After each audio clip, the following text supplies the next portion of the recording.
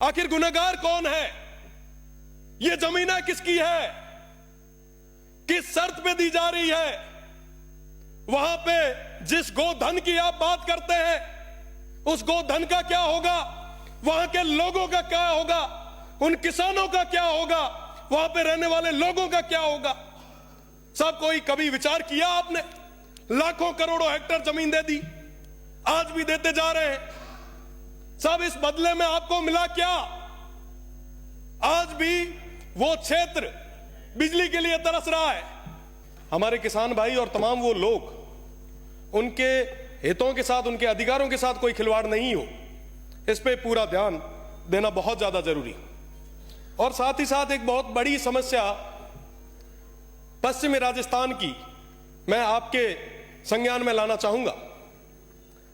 जब से हमारी सरकार बनी है, पश्चिमी राजस्थान के लोग बहुत खुश थे कि साहब ये सरकार उनके हित के लिए, अधिकारों के लिए कई नए कदम उठाएगी। पर मुझे कहते हुए बड़ा दुख है कि वो तमाम चीजें, तमाम आशाएं, तमाम इरादों पे कहीं ना कहीं पानी फिरता दिख रहा है।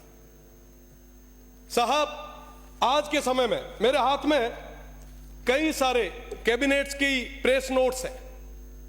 लगभग हर कैबिनेट के प्रेस नोट के अंदर एक ही चीज लिखी हुई आ रही है, land allotment, land allotment, land allotment और लैंड अलॉटमेंट। और साहब, पूरे पश्चिमी राजस्थान की जमीनों को उन अंग्रेजों के समान मल्टीनेशनल कंपनी जो आई है, उनके चरणों में आपने सुपुर्द कर दी। हमारे वो लोग जो काल के थपेड़ों से निकल के आए थे, जो इतने साल तक वहां दूर दराज क्षेत्र में, रेगिस्तान में बैठे थे, वो इस आशा और उम्मीद के साथ बैठे थे कि साहब आप आएंगे, कुछ नया लाएंगे। कैबिनेट्स की मीटिंग में उनके लिए कई सारे नए सौगात, नई स्कीम्स, नए डेवलपमेंट प्लान्स लाएंगे। पर साहब, डेवलपमेंट के नाम पर आज उनके साथ बहुत बड़ा खिलवाड़ किया जा रहा है। आखिर गुनहगार कौन है? ये जमीनें किसकी है? किस शर्त पे दी जा रही है?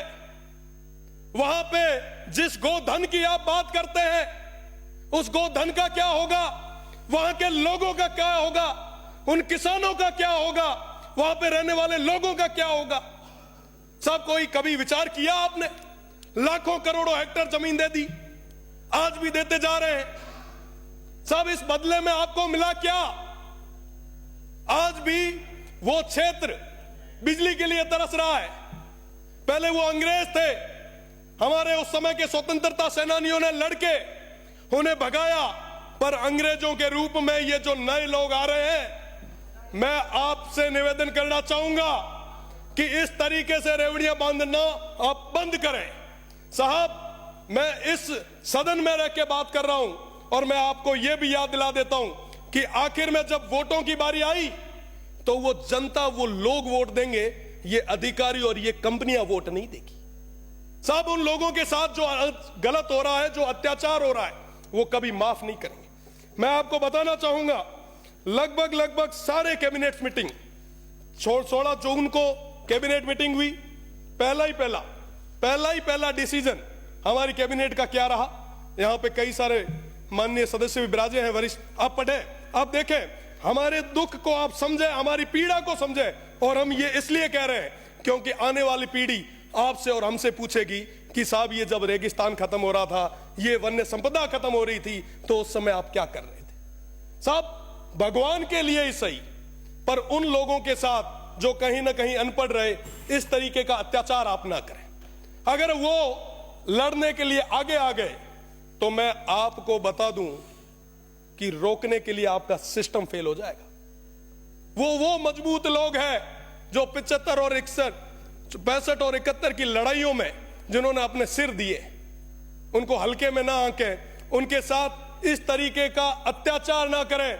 उनकी जमीनों को कोड़ियों के दाम पर आप मल्टीनेशनल कंपनियों के चरणों में न दें। मेरा पुनः आप सभी से निवेदन कि आप उनकी पीड़ा को समझते हुए ये जो अनैतिक ढंग से जो लैंड अलॉटमेंट हो रहे हैं, इसको पूर्ण तरीके से आप बंद करें, उन सीमांत के लोगों के साथ न्याय करें। बहुत बहुत धन्यवाद। जय हिंद, जय भारत। श्री